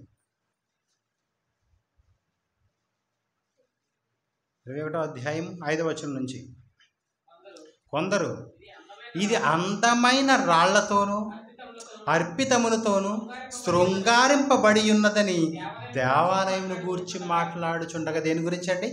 ఇది అందమైన, చూడండి, అందమైన రాళ్లతో అర్పితములతో శృంగారింపబడింది. చూడండి, అంటే ఎంత అందంగా చక్కగా అలంకరింపబడిన ఈ భూభాగాన్ని చూడండి అంటున్నారు. చూడండి, సమాజం. ఒకప్పుడు కేరళ చూడండి, ఇప్పుడు కేరళ చూడండి అంటున్నారు. చూడండి వీడియోలు. ఒకప్పుడు ఇమేజ్ చూడండి, ఇప్పుడు ఇమేజ్ చూడండి. వాళ్ళు చెబుతున్నారు, వాళ్ళే దీనికి సాక్ష్యం. ఈ మాటకు వాళ్ళ నోటు నుంచి, ఈ మాటకు వాళ్ళ స్టేటస్ నుంచే వీళ్ళ మాటకు వాళ్ళే చూపిస్తున్న సాక్ష్యం చూడండి ప్రియమైన వాళ్ళరా. వాళ్ళు చెబుతున్న సంగతి, కొందరు ఇది అందమైన రాళ్లతోనూ అర్పితములతోనూ శృంగారింపబడి ఉన్నదని దేవాలయమును గూర్చి మాట్లాడుచుండగా, ఆయన ఈ కట్టడమును మీరు చూచుచున్నారే, వాటిలో రాతి మీద రాయి ఉండకుండా అది పడద్రోయబడు దినములు వచ్చునని చెప్పెను. అందుకు వారు, బోధకుడా, అలాగైతే ఇవి ఎప్పుడు జరుగును? నువ్వు చెప్పిన ఈ సూచనలు, నువ్వు చెప్పిన ఈ కార్యక్రమాలు ఇవన్నీ ఎప్పుడు జరుగును అనగా, ఆయన మీరు మోసపోకుండా చూచుకొనుడి. అనేకులు నా పేరిట వచ్చి నేనే ఆయనననియు కాలం సమీపించననియు చెప్పుదురు. మీరు వారి వెంబడి పోకుడి. మీరు యుద్ధములను గూర్చియు కలహములను గూర్చియు వినినప్పుడు జడియకుడి. ఇవి మొదట జరగవలసి ఉన్నవి, కానీ అంతము వెంటనే రాదు. ఇవన్నీ జరగాలి. ఇవన్నీ జరుగుతూ ఉన్నాయంటే నెక్స్ట్ ఏం జరగబోతుంది? అంతం రాబోతుంది. ఇవన్నీ జరుగుతున్న ఈ పెను ప్రమాదాలన్నిటినీ చూసి ఈ సమాజం కానీ, ప్రభుత్వం కానీ, ఈనాడు ఉంటున్న ప్రజలు కానీ, ప్రభుత్వాలు కానీ ఎంత ఆశ్చర్యపోతున్నారో, ఎంత భయపడిపోతున్నారో. ఈ ప్రకృతి ఏంటి ఎలా ఉంది, ఈ మనుషులేంటి ఎలా ఉన్నారు, వీళ్ళు మాట తీరేంటి ఎలా ఉంది, వీళ్ళు చేస్తున్న దుష్కామ క్రియలేంటి, వీళ్ళు చేస్తున్న దుశ్చర్యలేంటి, ఈ సమాజం వైపు ఎటుపోతుంది ఈ సమాజం? దేవుని సమాజం, దేవుని కోసం బ్రతకాలనుకున్న సమాజం, దేవుని కోసం వాక్యం ప్రకటించాలనుకున్న సమాజం, దేవుని కోసం బ్రతకాలి, దేవుని వాక్యంతోనే బ్రతకాలనుకున్న సమాజం ఎటుపోతుంది అంటున్నారు. చూడండి, ఇలాంటప్పుడు దేవుడు ఏం చేయాలి? ఇలాంటి విషయాలన్నీ దేవుడు మనకి, ఎలాంటి సంగతులు ఇవన్నీ మనకి ఎందుకు చెబుతున్నాడు? ఇవన్నీ ఎందుకు చెబుతున్నాడంటే, భవిష్యత్తులో కూడా మీకు ఒక ఎమర్జెన్సీ పరిస్థితి రాబోతుంది. భవిష్యత్తులో మీకు కూడా ఒక అత్యంత ప్రమాదకరమైన ప్రక్రియ మీ మధ్య జరగబోతుంది. అత్యంత ప్రమాదకరమైన సందర్భాలు మీలోనికి రాబోతున్నాయి. ఈరోజు కొండ చర్యలు విడిపోతూనే మనం టీవీల ముందు కూర్చుని ఏడ్చేస్తున్నామే, సెల్ ఫోన్ చూసి భయపడిపోతున్నామే, ఎక్కడో ఏదో ప్రమాదం జరుగుతున్న దాన్ని బట్టి అంత ఆశ్చర్యపోతున్నామే. నీకు భవిష్యత్తులో నీవు బ్రతికుంటే, నీ నిర్గమం ఇంకా ఈ భూమి మీద నుంచి లేకుండా ఉంటే, యేసుక్రీస్తు నిర్గమం ఈ భూమి మీదకి రాకుండా ఉంటే, నువ్వు చూడవలసిన భయంకరమైన పరిస్థితి ఒకటి ఉంది. అది యేసుక్రీస్తు రెండవ రాకడ. అది చాలా ప్రమాదకరమైన సందర్భం. అంతకన్నా ప్రమాదకరమైన సందర్భం నీ జీవితం మొత్తానికి బ్రతికుంటే నువ్వు చూడవు. అది చూసిన తర్వాత మరొకటి చూడడానికి ఉండదు. అది చూసిన తర్వాత, దాన్ని అనుభవించిన తర్వాత మరొకటి చూడడానికి లేదు. అసలు దాన్ని చూడాలని కానీ, దాన్ని అనుభవించాలని కానీ, దాని ఆలోచనలోనికి వస్తేనే మనకు భయపడిపోవాలండి. అసలు పరలోకం సంగతి పక్కన పెట్టి, యేసుక్రీస్తు రెండవ రాకడకు వచ్చేటప్పటికి నా పరిస్థితులు ఎలా ఉంటాయి? నేను ఆయన ముందు ఎలా నిలబడాలి? నిలబడడానికి నాకు శక్తి సరిపోతుందా? నిలబడడానికి కూడా శక్తి సరిపోవాలండి. యేసుక్రీస్తు ఈ భూమి మీదకి వచ్చేటప్పుడు సర్వలోకాలు కూడా 3 లోకాల వాళ్ళు ఆయన ముందు మోకాళ్ళుని గజగజగజగా ఆడాలట, రొమ్ము కొట్టుకుంటారట. ఎందుకో తెలుసా? నాయనా యేసు, నిన్ను సిలువేసింది మేమే నిన్ను సిలువేసాం, ఇంత పాపం చేసామా, మమ్మల్ని క్షమించు అని అడిగేవాడు ఒకడైతే, తండ్రి నీ కోసం తెలిసి విని కూడా మేము నీ కోసం బ్రతకలేదు అని రొమ్ము కుట్టుకునేవాడు ఒకడైతే, నీ కోసం విన్నాం, నీ కోసం ప్రకటించాం, నీ కోసం బ్రతకాం, ఇదిగో చివరిలో మేము తప్పు చేసి నీ దగ్గరికి నీ ముందు మోకాళ్ళును అని రొమ్ము కొట్టుకునేవాడు ఒకడు. ఎన్ని కారణాలు ఉన్నాయి చూడండి. ఎవడ కారణాలు వాడు చెప్పుకుంటూ రొమ్ము కొట్టుకుంటూ యేసుక్రీస్తు ముందు నిలబడి గజగజలాడవలసిన సందర్భం మనకు రాబోతుంది. ఆ సందర్భం వస్తుందంటే అప్పటికి మనకు అత్యవసరమైన సేవలు మనకి ఎప్పుడవసరం? నువ్వు చనిపోయిన తర్వాత, నువ్వు ఆ ప్రమాదంలోనికి వెళ్ళిపోయిన తర్వాత నీకు అత్యవసరమైన సందర్భాలు నీకు ఉపయోగపడేటప్పటికి ఎన్డీఆర్ఎఫ్ బృందం నీ దగ్గరికి వచ్చేటప్పటికి, ఆ రక్షణ దళం నీ దగ్గరికి వచ్చేసరికి, ఆ రక్షకులు నీ దగ్గరికి వచ్చేసరికి నువ్వు బ్రతుకుంటాను కదా. కాస్తైనా కొనవుపురైనా ఉండాలి కదా. కొంచెమైనా ఏ కాలో చెయ్యో విరిగిపోయినా, నడు విరిగిపోయినా సరే నీ గుండె కొట్టుకుంటూ ఉండాలి కదా. నీ బ్రెయిన్ పనిచేస్తూ ఉండాలి కదా. నేను ఒకటి ఇక్కడ ఉన్నానని పిలవటానికి నీ నోట్లోంచి మాట రావాలి కదా. అలా మాట్లాడే సందర్భం నీ దగ్గరికి రావాలంటే నువ్వు దేంతో ఉండాలి? దేవునితో ఉండాలి, దేవుని క్రియలతో ఉండాలి, దేవుని మాటలతో ఉండాలి, దేవుని కోసం బ్రతికే వారిలో ఉండాలి. ఒక ప్రమాదంలో పడిపోతుంది ఒక గ్రామం అంటే, ఒక ప్రమాదంలో పడిపోతుంది ఒక పట్టణం అంటే, ఒక ప్రమాదం, ఒక భయంకరమైన ప్రమాదం ఒక గ్రామానికి, ఒక మండలానికి, ఒక దేశానికి సంభవిస్తుందంటే ఆ దేశాలన్నీ ఏం చేయాలో తెలుసా? దేవునికి అనుకూలంగా ఉండలేదు అని అర్థం. కనీసం గ్రామంలో 10 మంది కూడా నీతిమంతులు లేరు అని అర్థం. లేరు అని అర్థం. 10 మంది కూడా ఉంటే బ్రతికిస్తానన్నాడు ఆయన. అవునండి. ఎందరో రక్షణలు మన కోసం రక్షకులను ఎన్నో తరాలుగా ఒక్కొక్కరిని ప్రతి ఒక్క తరంలో ఈ ఎన్డీఆర్ఎఫ్ బృందాన్ని, ఈ మిలిటరీ బృందాన్ని పంపించినట్టుగా యేసుక్రీస్తు పరలోకమందున్న తండ్రి నుంచి ఇంకా రాక మునుపు పరలోకమందున్న తండ్రి మన కొరకు ఎందరో రక్షకులను ఆయా తరాల్లో పంపిస్తూనే ఉన్నాడు. అవునండి. అబ్రహాము కాలానికి అబ్రహాము రక్షకుడు, ఆయనే ఒక మిలిటరీ, ఆయన ఒక అత్యంత ప్రమాదకరమైన పరిస్థితుల నుంచి తప్పించడానికి అత్యంత ప్రమాదకరమైన సేవలు చేసే ఒక మిలిటరీ ఆయనే. యాకోబు కాలంలో యాకోబు, ఇస్సాకు కాలంలో ఇస్సాకు, దావీదు కాలంలో దావీదు, మోషే కాలంలో మోషే, దానియేలు కాలంలో దానియేలు, నోహ కాలంలో నోవహు. నోహ కాలంలో నిజంగా నోవహు ఒక డిజాస్టర్ సంబంధించిన ఒక పెద్ద డాక్టర్ అండి ఆయన. ఎందుకంటే ఒక పెను ప్రమాదాన్ని ముందే జ్ఞాపకం చేసి సమాజం అంతటినీ ఒక ఓడలోనికి చేర్పించాలని ఆయన ఎంతో ప్రయత్నం చేశాడు. ఎవరైతే లెక్కల్లో ఉన్నారో, ఎవరైతే ఆ ప్రమాదం నుంచి తప్పించుకోవాలని దేవుడు అనుకున్నాడో వారు మాత్రమే ఆ ప్రమాదం నుంచి తప్పింపబడ్డారు. ఏ జంతువులకైతే చీట్లు వేసి ఆయన పేర్లతో పిలిచి వాళ్ళందరినీ పంపించాడో ఆ జంతువులు మాత్రమే ఓడలోనికి వెళ్ళాయి. మిగతా జంతువులు, మిగతా మనుషులు, మిగతా సరీసృపాలు, మిగతా సకల జీవులు ఆనాడు నీటితో నాశనమైపోయాయి. నీళ్ల జలపాతంతో నాశనమైపోయాయి. 40 దినాలు పగలు రాత్రి వర్షం కురుస్తూనే ఉంది. అంతటి ప్రక్రియలో నుంచి కూడా తప్పించింది నోవహు. నోవహు తన తరములో ప్రజలందరినీ రక్షించడానికి ప్రయత్నం చేశాడు. ఆయన ఒక రక్షకుడు. అబ్రహాము తన తరంలో ఆ ప్రజలందరినీ, ఆ ఇశ్రాయేలులందరినీ దేవుని కోసం బ్రతికించడానికి ఎంతో కష్టపడి తన ప్రాణాన్ని విడిచిపెట్టాడు. ఆయన కూడా ఒక మిలిటరీయే, ఆయన కూడా ఒక రక్షక బృందమే, ఆయన కూడా ఒక రక్షకుడే. ఆత్మీయ సంబంధమైన ఎమర్జెన్సీ డిజాస్టర్ ఇది. శారీరక సంబంధమైన ఎమర్జెన్సీ డిజాస్టర్ కాదు ఇది. ఈ ఆత్మీయ సంబంధమైన ఎమర్జెన్సీ డిజాస్టర్కి వెళ్ళేటప్పటికీ ఎలా ఉన్నారు చూడండి. ఒక్కొక్క కాలానికి ఎలాంటి రిబ్బన్ తగిలించుకుంటారో చూడండి వాళ్ళు. ఆదికాండం 1వ అధ్యాయము 2వ వచనంకి వచ్చేటప్పటికి వాళ్ళు ఏం తగిలించుకున్నారు తెలుసా? రెడ్ కలర్ రిబ్బన్ తగిలించుకున్నారు. మీరు డేంజర్లో ఉన్నారు. 6వ అధ్యాయంకి వెళ్ళేసరికి ఏమైందో తెలుసా? వాళ్ళు పుట్టుకతోనే వారి హృదయం ఘోరమైనదిగా మారిపోయింది అన్నాడు. ఇంకేమైంది? భయంకరమైన డేంజర్లోనికి వచ్చారు. తర్వాత మరికొంచెం కాలంకి వెళ్ళేసరికి ఆ రెడ్ కలర్ నుంచి గ్రీన్ కలర్కి వచ్చారు. కొంచెం పర్వాలేదనిపించారు. ఎందుకంటే ఆ కాలంలో కొంతమంది నీతిమంతులు ఎదురుపడ్డారు. అబ్రహాము, ఇస్సాకు, యాకోబు, మోషే, సమూయేలు, సౌలు, ఎవరైతే దేవునికి సేవ చేసి, ఎవరైతే ఆనాటి సమాజానికి సువార్త ప్రకటించడానికి ఉంటున్న ప్రతి ప్రవక్త ఒక రక్షకుడుగా, ప్రతి తరాన్ని ఆయన రక్షించడానికి సన్నద్ధుడైన వాడుగా, రక్షకుడుగా ఆ ఎమర్జెన్సీ బృందం ఈనాడు కేరళ ప్రభుత్వాన్ని ఎలా రక్షించడానికి ప్రయత్నం చేసిందో, ఆనాడు ఆత్మలన్నిటినీ చెరలోనికి వెళ్ళిపోకుండా క్రీస్తు కాలానికి వచ్చేటప్పటికి వాళ్ళు చేయవలసిన ప్రయత్నాలు, వాళ్ళు చేయవలసిన రక్షక దళాలు ఆయా తరాలు చేసుకుంటూ వచ్చారండి. చూద్దాం ఒక మాట, మంచి మాట. నెహెమ్యా గ్రంథం 9వ అధ్యాయము 27వ వచనం. నెహెమ్యా గ్రంథం 9వ అధ్యాయము 27వ వచనం. ఎజ్రా, నెహెమ్యా. ఎస్తేరు, నెజ్రా, నెహెమ్యా. నెహెమ్యా గ్రంథం 9వ అధ్యాయం 27వ వచనం. అందుచేత నీ వారిని వారి శత్రువుల చేతికి అప్పగించితివి. ఆ శత్రులు వారిని బాధింపక శ్రమకాలమందు వారు నీకు మొరపెట్టినప్పుడు ఆకాశమందుండి నీవు ఆలకించి వారి శత్రువుల చేతిలో నుండి వారిని తప్పించుటకై నీ కృపా సంపత్తిని బట్టి వారికి రక్షకులను దయచేసితివి అన్నాడు. చూడండి, ఎవరైతే వారు దేవుని చిత్తానుసారంగా బ్రతకపోతే ఆయా ప్రజలకు ఆయా రాజ్యాలకు అప్పగించినప్పుడు వాళ్ళు మరలా దేవునికి మొరపెట్టినప్పుడు మరలా దేవుడు రక్షకుని పంపించాడు. ఏ తరానికి ఏ రక్షకుడు పంపించాలో ఐగుప్తు దేశంలో నుంచి విడిపించడానికి మోషేని పంపించాడు. యోర్దాన్ నదిని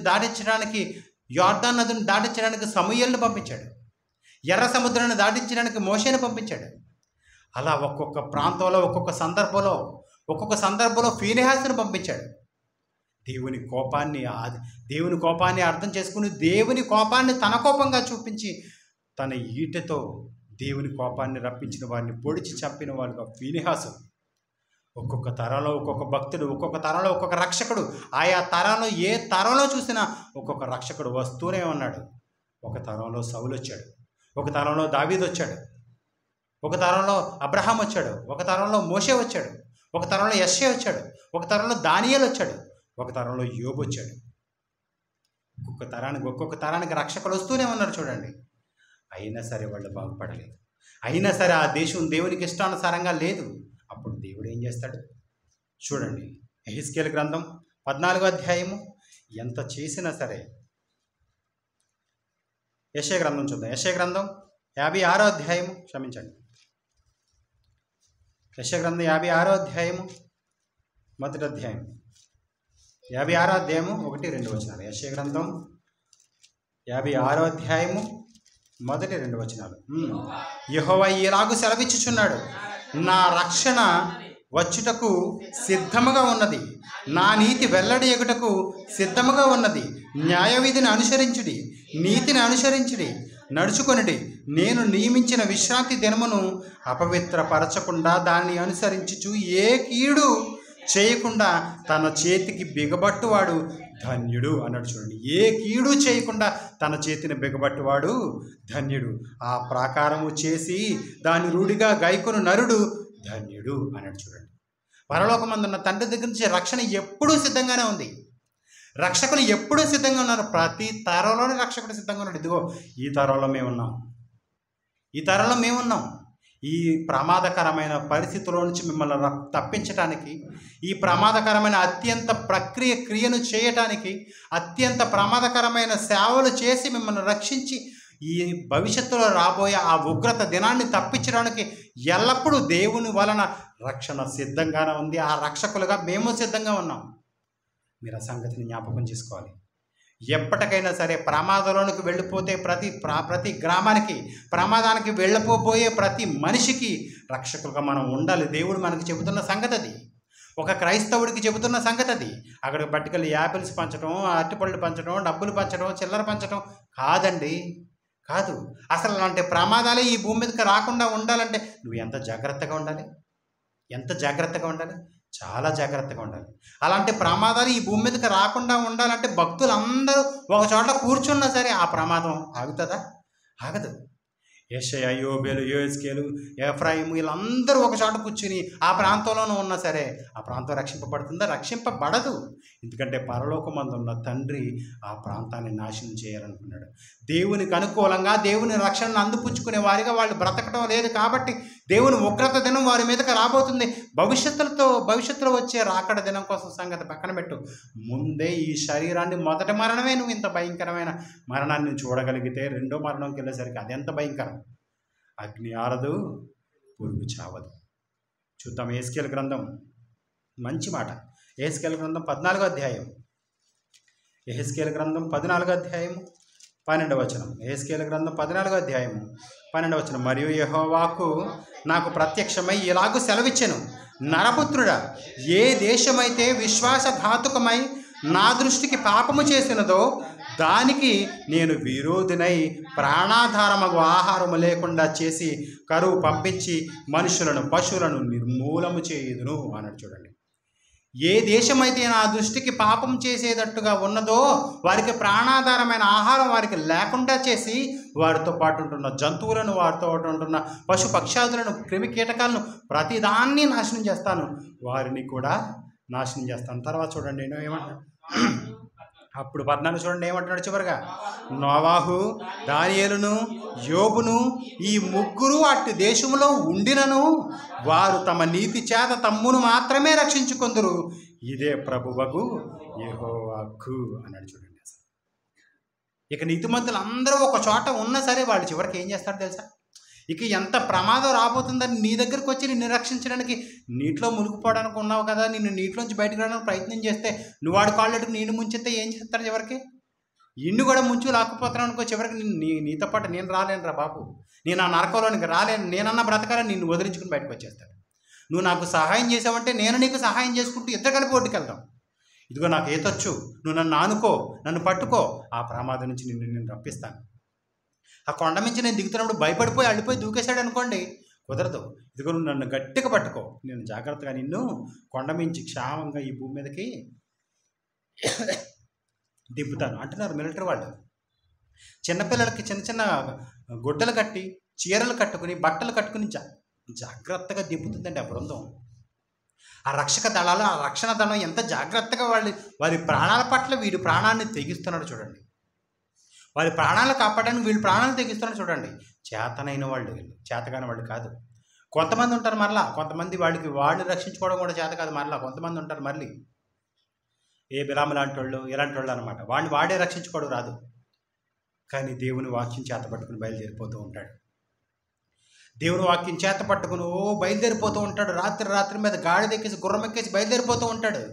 ఎదురుగా ఖడ్గం దూసిన దేవదూత నిలబడిందని వాడికి అర్థం కాదు. నేను ఎవరినో రక్షించేద్దాం, ఈ ప్రపంచాన్ని రక్షించేద్దాం, ఇదిగో దేవుని వాక్యం చేత పట్టాను కదా, అదొక ఉగ్రతం, అదొక ఆత్రం అన్నమాట. నేను దేవుని వాక్యం నేర్చేసుకున్నాను కదా, సమాజానికి వెళ్ళి చెప్పారు, అర్జెంటుగా చెప్పారు, ఏది పడితే అది నోటికి ఏది వస్తే అది మాట్లాడేలా అని మాట్లాడడానికి బయలుదేరిపోయేవాడు ఒకడు. ఎందుకనుకుంటున్నారు? ఇదిగో ఈ రక్షణ దళం నన్ను రక్షించి, ఈ వాక్యం నా దగ్గర ఉంది కదా, నేను ఎవరైనా రక్షించేస్తాను. నిన్ను నువ్వు రక్షించుకుంటూ వాడిని రక్షించాలి. ఈ మిలిటరీలో చేసేవారు కానీ, ఎన్డీఆర్ఎఫ్ బృందం చేసేవాళ్ళు కానీ వాళ్ళు చేసే కార్యక్రమాలు ఏంటండి? గబేలును అగ్ని ప్రమాదం జరుగుతుంది కదా, అగ్నిలో దూరిపోతాడా? దూరిపోయిన వాడిని కాపాడుకుంటూ వాడిని జాగ్రత్తగా తీసుకురావాలి, లేదంటే ఆడు కలిపి కాలిపోతారు అక్కడ. గబేలు నూతులో దూకేస్తే సరిపోతే, దూకేటప్పుడు తాడట్టుకుని దిగాలి, అప్పుడు పైన ఉన్న వాళ్ళు ఆగుతాడు. ముందు దూకేశారనుకుని ఇద్దరు ఏం చెప్పబడతారు, అయితే అందరూ ఈడు చచ్చిపోతారు, వాడు చచ్చిపోతాడు. అంటే రక్షించేవాడు కూడా, రక్షకుడు కూడా రక్షించుకోవడం తెలియాలి, ఎదుటివాడిని రక్షించే సామర్థ్యం ఉండాలి. అలాంటి వాళ్ళందరినీ దేవుడు ఎంచుకుంటున్నాడు చూడండి. అలాంటి వాడిని ఎంతమందిని పంపిస్తే సుఖమేంటి? సముద్రంలో పడిపోయావు నువ్వు, ఒక పెను ప్రమాదం, రాళ్ల గుట్ల కింద, కొండల గుట్ల కింద ఇరుక్కుపోయావు, నిన్ను లాగుతుంటే నువ్వు కొంచెం కూడా సహాయం చేయకపోతే నేను రాను అన్న కూర్చుంటే ఎంత రాగాలి? నీ మీద పడిపోయింది పెద్ద బండ, పాపం అనే బండ. ఈ స్లాబ్ ఇరుగు పడిపోయింది అనుకోండి, ఓ 2 నిమిషాలకు అరగంట తట్టుకోవచ్చు. పాపం అనే బండ పడిపోయింది అనుకోండి, నిత్యాగ్ని గుండంలోనికి వెళ్ళిపోతావు. ఎందుకంటే నువ్వు వెళుతున్న ప్రయాణంలో దేవదూత ఎప్పుడు నీకోసం ఖడ్గం దూస్తూనే ఉంటుంది. ఎప్పుడు ఏసేయమంటావు చెప్పని తెలుసా? ఏ ప్రమాదంతో ఎదురు చూడాలి, ఏ ప్రమాదం కోసం దేవదూత నీ చుట్టూ తిరుగుతుందండి. ఒకవైపు దేవదూత నిన్ను రక్షించడానికి చూస్తుంది, అదే దేవదూత పరలోకమందున తండ్రి ఖడ్గం ఇచ్చి పంపించాడు. ఆ ఖడ్గం రెడీగా వరలోంచి బయటకు తీసి ఖడ్గం పట్టు నిలబడుతుంది. అవును, ఆ ఖడ్గం పట్టుకుని నిలబడుతుంది. అది ఎక్కడైనా సరే దేవుడు ఆజ్ఞించాడా, వేసేసాడా, ఇంకా అది ఎలాంటి ప్రమాదం నీ మీదకి వస్తుందో తెలియదు.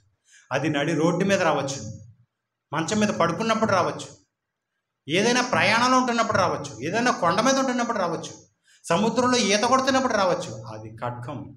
ఆ ఖడ్గం నిన్ను ఎక్కడ దూసిందో అక్కడ నీ ప్రాణాలు విడిచిపెట్టాలి. అక్కడి నుంచి అటు నుంచి అంటే పాతాళ బెడలోనికి వెళ్ళిపోవాలి. ఇదంతా భయంకరమైన ప్రమాదం మన కోసం పొంచి ఉంది భవిష్యత్తులో. ఇప్పుడు జరుగుతున్న ప్రమాదాలు చాలా చిన్న, క్షణమాత్రపు శ్రమ అన్నాడు దీన్ని తెలుసా? క్షణమాత్రపు చులకని శ్రమ. దీన్ని మీరు భరించగలిగితే మీరు ఎంతో భయంకరమైన శ్రమను తప్పించుకునే పరిస్థితులు మీకోసం రాబోతున్నాయి. అవును, చూడండి, ఆయన 2వ వచనం ఏమంటున్నాడు? నోవాహును, దానియేలును, యోబును ఈ ముగ్గురు అట్టి దేశంలో ఉండినను వారు తమ నీతి చేత తమ్మును మాత్రమే రక్షించుకొందురు, ఇదే ప్రభువగు వాక్కు ఎంతమంది రక్షకులు వచ్చినా సరే, ఒకవేళ కేరళ బృందానికి ఆ ఎన్డీఆర్ బృందం వెళ్ళిందండి, ఒకేసారి ప్రపంచం యావత్తుకు ఒకేసారి ప్రమాదం వస్తే, ఒక భూకంపం ప్రపంచం అంతా ఒకేసారి వస్తే ప్రపంచాన్ని రక్షించేవాడు ఎవడండి? ఎవరైనా రక్షించగలరా? ఎవరైనా రక్షించగలరా? ఎవరు రక్షించలేరండి. ఎలాగా? కాకినాడలో హాస్పిటల్స్ అన్నింటికీ ఈ చుట్టుపక్కల ఒక 10 ఊళ్ళు ఒకేసారి బాంబుతో పేలిపోయాయి అనుకోండి, కాకినాడలో ఉన్న హాస్పిటల్ సరిపోతాయా? సరిపోవు. ఈస్ట్ గోదావరిలో ఉన్న హాస్పిటల్ సరిపోతే సరిపోవు. భారతదేశంలో ఉన్న హాస్పిటల్ కూడా సరిపోవు. వీళ్ళందరినీ అక్కడికి పంపించేదాకా వీళ్ళు బ్రతకాలా? ఏం చేయాలి? ఎవడు బ్రతుకుతాడో తెలియదు, ఎవడు చనిపోతాడో తెలియదు. నాకు కావాలంటే అంబులెన్స్ నాకు కావాలంటాడు, నాకు కావాల్సింటే అంబులెన్స్ నాకు కావాలి. లాస్ట్ టైం కొట్టుకున్నాం కదా, ఆక్సిజన్ నాకు ఇచ్చి ఎన్ని డబ్బులైనా ఇస్తాను. ఒక ఇంజక్షన్కి 50,000 కాదు 1,00,000 ఇస్తాను. 10 లక్షల రూపాయల ఇంజక్షన్ ఇచ్చి చేయించుకుంటాను. ఎందుకు? ప్రమాదం. అదొక విపత్తు. కరోనా అనే ఒక విపత్తు. ఈరోజు కూడా నీకు ఒక విపత్తు వచ్చేసింది. కేరళలోనే ఒక భూకంపం, జపాన్లో ఒక భూకంపం, అమెరికాలో ఒక భూకంపం, ఇండియాలో ఒక భూకంపం, చైనాలో ఒక భూకంపం ఒకేసారి వచ్చిందనుకోండి, ఈ మిలిటరీ బృందం ఎక్కడికైనా వెళ్ళాలి? ఎన్ని దేశాలకైనా తిరగాలి? వీళ్ళు కూడా చేయనంత మట్టుకే చేస్తారు, మిగతా వాళ్ళని వదిలేస్తారు. కానీ యేసుక్రీస్తు అలా కాదు. కానీ ఆత్మీయ సంబంధమైన రక్షకుడు అలా కాదు. ప్రపంచం మొత్తం పాపం చేసినా సరే, ప్రపంచంలో ఏ మూలైనా సరే, ఏ దేశమైనా సరే, దేశంగా లెక్కింపబడని ఏ ప్రాంతమైనా సరే, ఏ మారుమూల దేశాలైనా సరే, అడవి ప్రాంతాలన్నా సరే, యేసుక్రీస్తు రక్షణ అక్కడికి వెళ్ళిపోతుంది. యేసుక్రీస్తు అనే రక్షకుడు ఈ ప్రపంచంలో ఎవరినైనా ఒకేసారి రక్షించగలడు. ఆ రక్షణ యాగాన్ని చేయడానికి వచ్చింది యేసుక్రీస్తు. ఎందరో రక్షకులు వచ్చి ఆయా తరంలో వారిని రక్షించుకోగలిగారు అంతే. ఆ గ్రామాన్ని ఒకవేళ కుటుంబాన్ని మాత్రం రక్షించుకోగలిగారు అంతే. యేసుక్రీస్తు వచ్చాడు, మొత్తం ప్రపంచాన్ని రక్షించాడు. అది యేసుక్రీస్తు రావాల్సిన సమయం వచ్చింది. చివరిగా మిలిటరీ వచ్చింది. ఈ మిలిటరీకి మించింది లేదు, ఇంకా దీనికి మించింది లేదు. దీని తర్వాత ఏదైనా సరే ఇక యేసుక్రీస్తు రావాల్సి వచ్చింది. సమయం ఆసన్నమైంది. కాలం పరిపూర్ణమైనప్పుడు తన కుమారుణ్ణి పరలోకమందున్న తండ్రి మన నిమిత్తం ఈ భూమి మీదకి పంపించాడు. తెలుసా? అది పరిపూర్ణమైన కాలం. ఏది పరిపూర్ణమైన కాలం? ఎందులో పరిపూర్ణమైన కాలం? క్రీస్తు రావడానికి పరిపూర్ణమైన కాలమా? అంటే రక్షకుడు రావడానికి పరిపూర్ణ కాలమా? మిలిటరీ దళాలు రావడానికి పరిపూర్ణ కాలమా? కాదు. పాపంతో పరిపూర్ణమైపోయిన సమాజం. ఈ సమాజం అంతా ఒకటే రిబ్బన్తో రెడీగా ఉంది. నెక్స్ట్ రిబ్బన్ ఏంటో తెలుసా? అది బ్లాక్ రిబ్బన్ కోసం రెడీగా ఉంది. ఇక మరికొన్ని క్షణాల్లో ఈ ప్రపంచం చనిపోబోతుంది. కొద్ది రోజుల్లో, కొద్ది క్షణాల్లో ఈ సమాజం బ్లాక్ కలర్ రిబ్బన్ తీసుకోకపోతుంది. Red colour ribbon, green colour ribbon, yellow colour ribbon, red colour ribbon దాటికెళ్ళిపోయింది. కొద్దిగా ప్రమాదం. ఎల్లో కలర్ రిబ్బన్ కొంచెం పర్వాలేదు, యావరేజ్ 50% అనుకో. Green colour ribbon 99% risk. Red colour ribbon దీన్ని దాటికి వెళ్ళిపోయి 100% కూడా వెళ్ళిపోతున్నాం. Black colour ribbon. మనం చనిపోయిన వారముగా ఉండగా తన కుమారుడైన క్రీస్తుని ఈ భూమి మీదకి పంపించాడు పరలోకమందున్న తండ్రి. దేవుడు ఆ మాటను చెప్పాడండి. ఆ మాట దేవుడు చెప్పాడు. అవును, చెప్పాడు. అదొక గొప్ప కార్యక్రమం అండి. అసలు అది చాలా ఉన్నతమైన కార్యక్రమం అండి. ఒక మంచి విషయాన్ని మీకు జ్ఞాపకం చేస్తాను. మత్తయి సువార్త చూద్దామా?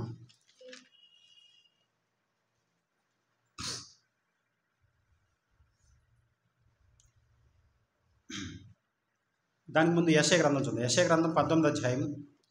యెషయా గ్రంథం 19వ అధ్యాయము క్రీస్తుని గురించిన మాట. యెషయా గ్రంథం 19వ అధ్యాయము 20వ వచనం.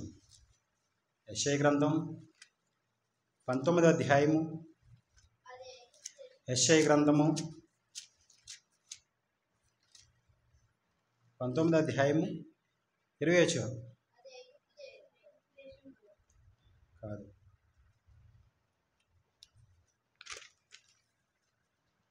సరే మత్తయి సువార్త 12వ అధ్యాయంకి వెళ్ళిపోతాం. 20వ వచనం చూద్దాం. ఓకే. అది ఐగుప్తు దేశంలో సైన్యములకు అధిపతియగు యెహోవాను నాకు సూచనగాను సాక్ష్యార్థముగాను ఉండును. బాధకులను గూర్చి వారు యెహోవా వాక్కు మొరపెట్టగా ఆయన వారి నిమిత్తము శూరుడైన ఒక రక్షకుని పంపును. ఎవరనుకుంటున్నారు ఆయన? యేసుక్రీస్తు. శూరుడైన ఒక రక్షకుడిని భవిష్యత్తులో మన కోసం ఆయన పంపించాలనుకుంటున్నాడు. ఆయన ఎలా పంపించాలనుకుంటున్నాడో తెలుసా అండి? ఆయన ఎంత సమయాన్ని వృధా చేయకుండా ఎంత చక్కగా పంపించాలనుకుంటున్నాడో తెలుసా? ఈ సమాజానికి అర్థం కాని ఒక గొప్ప సంగతిని ఈ తర్వాత మనం మాట్లాడబోతున్నామండి. నిజం. చూడండి అన్నమాట. 5 ఐగుప్తు దేశంలో సైన్యములకు అధిపతికి యెహోవాకు సూచనగాను సాక్ష్యార్థముగాను ఉండును. బాధకులను గూర్చి వారు యెహోవాకు మొరపెట్టగా ఆయన వారి నిమిత్తం శూరుడైన ఒక రక్షకుని పంపును. అతడు వారిని విమోచించును అన్నాడు. చూడండి, ఈ ప్రపంచాన్ని అంతటిని యేసుక్రీస్తు ఒకేసారి విమోచించడానికి సిద్ధపడి వచ్చాడు. ఆయన ఎలా విమోచించాడో, ఆయన విమోచించిన దానిలో ఈ సమాజానికి అర్థం కాని ఎన్ని సంగతులు దాగి ఉన్నాయో ఒక సందర్భాన్ని మీకు జ్ఞాపకం చేస్తాను. మీకు తెలిసిన సందర్భమే. మత్తయి సువార్త 12వ అధ్యాయంలోనికి వెళదాం ఈసారి. మత్తయి సువార్త 12వ అధ్యాయము.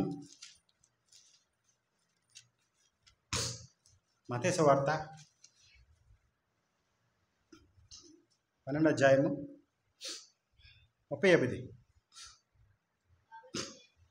38. అప్పుడు శాస్త్రుల్లోను పరిసయ్యుల్లోను కొందరు, బోధకుడా, నీ వలన ఒక సూచక్రియ చూడగోరుచున్నామని ఆయనతో చెప్పగా ఆయన ఇట్లనెను, వ్యభిచారులైన చెడ్డతరం వారు సూచక్రియ అడుగుచున్నారు. ప్రవక్త యోనాను గూర్చిన క్రియే కానీ మరి ఏ సూచక్రియయు వారికి అనుగ్రహింపబడదు. యోనా 3 రాత్రింబవళ్ళు తిమింగలం కడుపులో ఎలాగుండునో అలాగు మనుష్య కుమారుడు 3 రాత్రింబవళ్ళు భూగర్భములో ఉండును అని ఒక సూచక్రియ. చూడండి, వాళ్ళు అడుగుతున్నారు, వ్యభిచారులైన చెడ్డతరం వారులారా అని అడుగుతున్నాడు. చూడండి, వాళ్ళు ఏమని? నాకు ఒక సూచక్రియ చూపించాలి. శాస్త్రులు పరిసయ్యులు వీళ్ళందరూ వచ్చి క్రీస్తుని ఈ సూచక్రియ అడుగుతున్నారు. అందరూ అదే కదండి. ఈరోజు క్రైస్తవులు అందరూ అదే కదండి. అందరూ సూచక్రియ కావాలి అందరికీ. ఏది సూచక్రియ? నా కడుపులో ఒక కాయను పట్టించమనుకో, అదో సూచక్రియ. నాకు ఎప్పటి నుంచో పిల్లలు పుడతలేదు, నాకు బిడ్డ పుట్టాడు అనుకో, అది గొప్ప సూచక్రియ. అలాగైతే నేను నమ్ముతాను. నా అప్పులు తీరిపోయాయి అనుకోండి, అప్పుడు నేను నమ్ముతాను. నా బాధల్లోంచి నేను తప్పించను, అప్పుడు నేను నమ్ముతాను. ప్రతిదీ సూచక్రియే. ఏది కావాలని దేవుడు నువ్వు అడుగుతున్నావు అదంతా సూచక్రియ.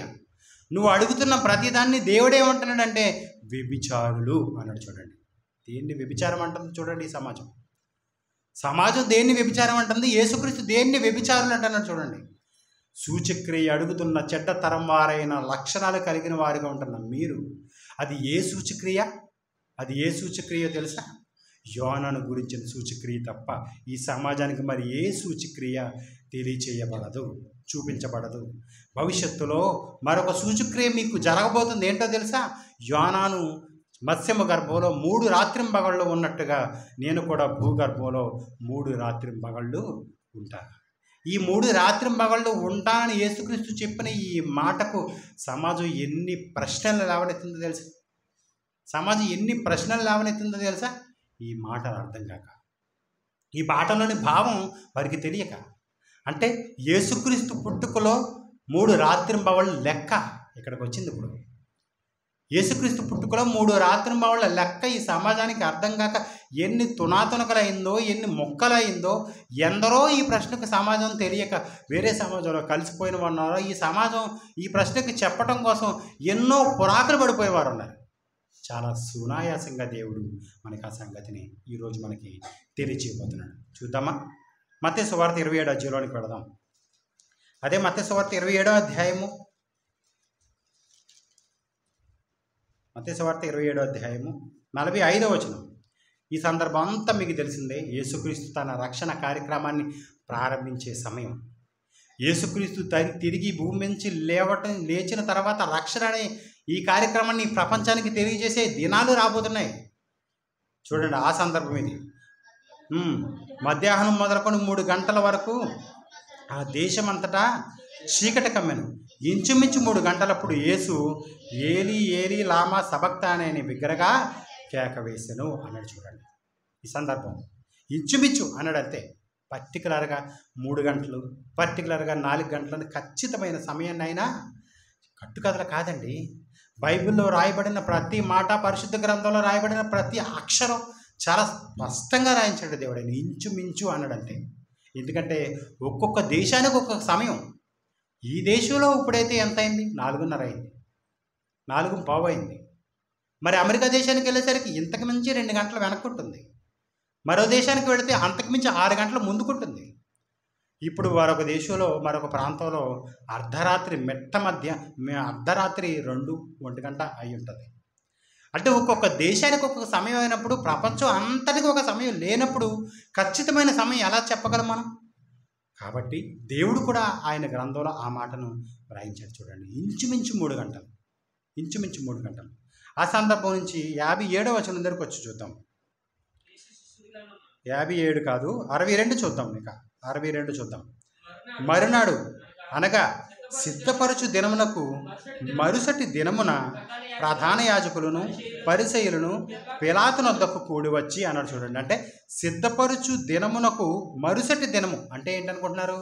సిద్ధపరచు దినం అంటే, సిద్ధపరచు దినం దేనికి ముందు దినం అంటే విశ్రాంతి దినానికి ముందు ఉన్న దినాన్ని సిద్ధపరచు దినం అంటారు. దేనికి సిద్ధపరచాలి? విశ్రాంతి దినానికి సంబంధించినవన్నీ సిద్ధపరచుకోవడం. విశ్రాంతి దినంలో వీళ్ళు ఏ పనులు చేయకూడదు కాబట్టి, విశ్రాంతి దినంలో వీళ్ళు ఇంట్లోంచి కదలకూడదు కాబట్టి, ఆరాధన కార్యక్రమంలో ఉండాలి కాబట్టి, దేవుణ్ణి ధ్యానించే కార్యక్రమంలో ఉండాలి కాబట్టి, ఏ పనులు చేయకూడదు కాబట్టి, పశువులకు మేత అయితేనో, గేదెలకి ఏదైతేనో, కుడితైతేనో, తవుడైతేనో, చిట్టయితేనో ఇవన్నీ తెచ్చిపెట్టుకోవాలి. వీళ్ళు తినే దాన అయితేనో, వీళ్ళు తినే తిండి అయితేనో అన్నీ సిద్ధపరచుకుని వంట కూడా వండేసుకుని పక్కన పెట్టుకుని వంట కూడా వండుకోకూడదు అనమాట. ఇది ఏ రోజు? అది విశ్రాంతి దినం రోజుని. విశ్రాంతి దినం రోజున ఏ మనుషుడు కట్టెలు కూడా ఏరుకోకూడదు. ఏరుకుంటే రాళ్లతో కొట్టి చంపించేశారు కదా. అవును, అలా చేయకూడదు. విశ్రాంతి దినానికి ముందటి దినం సిద్ధపరచు దినం. సిద్ధపరిచి దినం మరుసటి దినం అంటే అదిగో చెప్తాడు చూడండి, అదే ఆ దినం. మరునాడు అనగా సిద్ధపరచు దినమునకు మరుసటి దినమున అనగా విశ్రాంతి దినమున వాళ్ళు ఏమని చెప్పారంటే, ప్రధాన యాజకులను పరిసయ్యులను పిలాతునొద్ద కూడి వచ్చి, అయ్యా, ఆ వంచకుడు సజీవుడై ఉండినప్పుడు 3 దినములైన తర్వాత నేను లేచేదనని చెప్పినది మాకు జ్ఞాపకం ఉన్నది అన్నాడు. ఎవరికండి జ్ఞాపకం ఉంది? ఎవరైతే ప్రశ్న అడిగారో ప్రశ్న అడిగిన వారికి జ్ఞాపకం ఉంది. ఆ ప్రశ్నకు తగిన సమాధానం నేను చెబుతాను, నా మరణంతో చెబుతాను అని తన శిష్యులతో కానీ సమాజానికి కానీ వాళ్ళకి జ్ఞాపకం లేదు.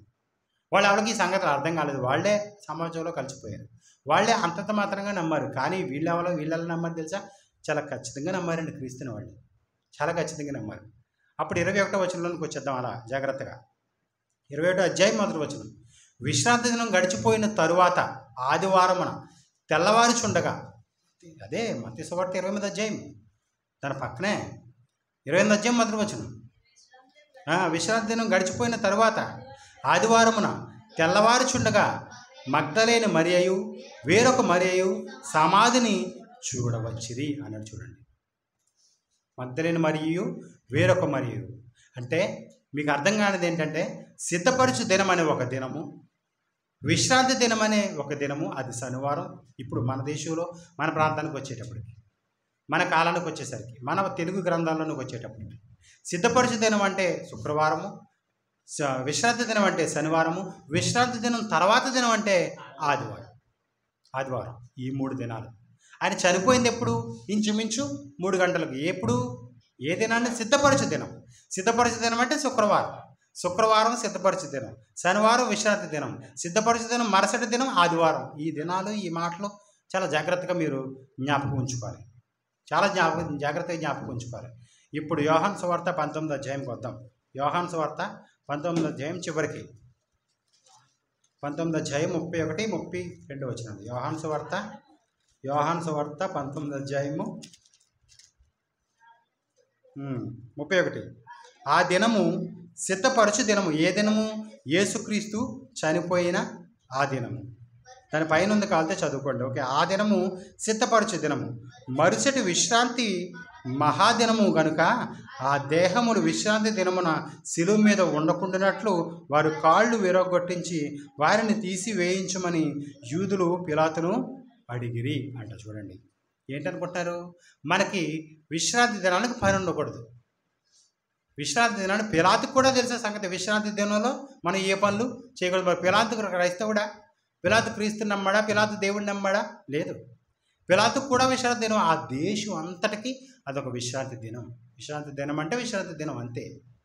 వాళ్ళందరూ ఏమంటున్నారంటే, రేపటి దినం విశ్రాంతి దినం కాబట్టి, రేపటి దినం విశ్రాంతి దినం రాబోతుంది కాబట్టి, వచ్చేస్తుంది కాబట్టి, ఎందుకంటే కాసేపట్లో విశ్రాంతి దినంలో మనం అడుగు పెట్టేయబోతున్నాం కాబట్టి అడుగు పెట్టబోయే మనము ఏం చేయాలంటే ఆ దినంలోగా ఆ శవాన్ని ఆ మనిషి బ్రతుకుంటే చంపేయాలి, కాళ్ళు విరగొట్టేయాలి.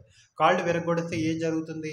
ఒకవేళ మిగులు తగులు ప్రాణ ఊపిరి ఉంటే చనిపోతుంది. కానీ వీళ్ళు చెక్ చేయడానికి వెళ్ళేసరికి యేసుక్రీస్తు అప్పటికే చనిపోతాడు. ఎందుకు చనిపోతాడు? ఆ ఎముక కూడా విరిగిపోకూడదని అది లేఖనంలో రాయబడింది.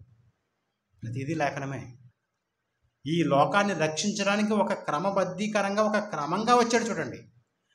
ఒక ఎన్డీఆర్ఎఫ్ బృందం కానీ, ఒక సైనిక బృందం కానీ, ఒక రక్షణ బృందం కానీ, మిలిటరీ కానీ వెళుతున్నప్పుడు టీషర్ట్ వేసుకుంటే టీషర్టు, షార్ట్ వేసుకుంటే షార్టు, నెక్ ఉంటే నెక్, లుంగి ఉంటే లుంగి వేసుకుని వెళ్ళిపోతే సరిపోయిందండి. దానికంటే ఒక ప్రత్యేకమైన యూనిఫామ్ ఉంటుంది. కొన్ని తాళ్ళు, కొన్ని వస్తువులు ఆ యూనిఫామ్లోనే ఉంటాయి. కొన్ని అవసరాలను బట్టి అందులోనూ ఫుడ్ ఉంటుంది కూడా. కొన్ని డ్రింక్స్ ఉంటాయి, ఎనర్జీ డ్రింక్స్ ఉంటాయి. అవన్నీ ఆ యూనిఫామ్కి అనుకరించి ఉంటాయి, అవన్నీ లింక్ అయి ఉంటాయి. ఎప్పుడైనా ఎవరైనా లేకపోయినా ఒక 5-6 రోజులు బ్రతికి, ఒక 6 రోజులు బ్రతికేయగలంత ఎక్విప్మెంటు, ఒక బ్యాగు, దానికి సంబంధించిన ఎక్విప్మెంట్ తగిలించుకుని పరిగెట్టుకు వెళ్ళాలి. అన్నీ సిద్ధపరచుకోవాలి. వెళుతున్న ప్రతిదాన్ని జాగ్రత్తగా పెట్టుకున్నా లేదా చూసుకుని వెళ్ళాలి.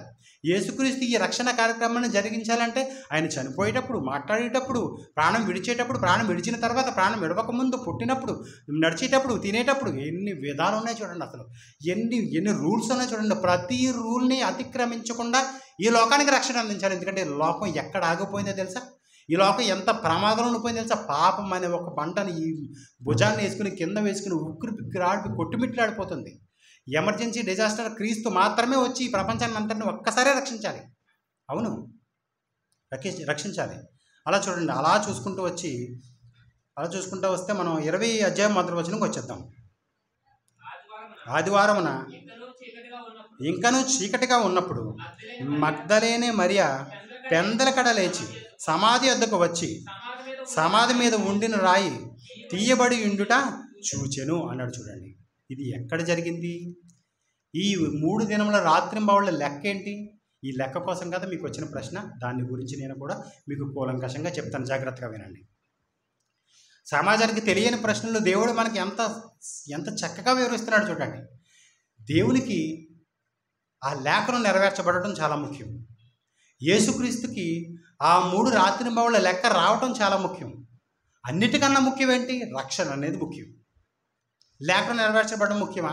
3 దినాల పాటు అంటే 3 దినాలు అంటే రోజుకి 24 మొత్తం 72 గంటలు, ఖచ్చితంగా 72 వచ్చి తీరాలి. 72 గంటలు వచ్చిందా అని అడిగేవాడు ఒకడు ఉంటాడు. ఆ 72 గంటలు ఏదో రకంగా రప్పించేద్దామని లెక్కలు పెట్టి కిందల మీద పడిపోయి క్రైస్తవుడు ఒకడు ఉంటాడు. మరలా ఏదో రకంగా చూపించేద్దాం అనుకుంటాడు, కానీ అది కుదరదు. ఎందుకంటే దేవుని భావం అలా లేదు అక్కడ. దేవుని ఆలోచన అది కాదు. అసలు దేవుని ప్రణాళిక అది కాదు. క్రీస్తు ప్రణాళిక అది కాదు.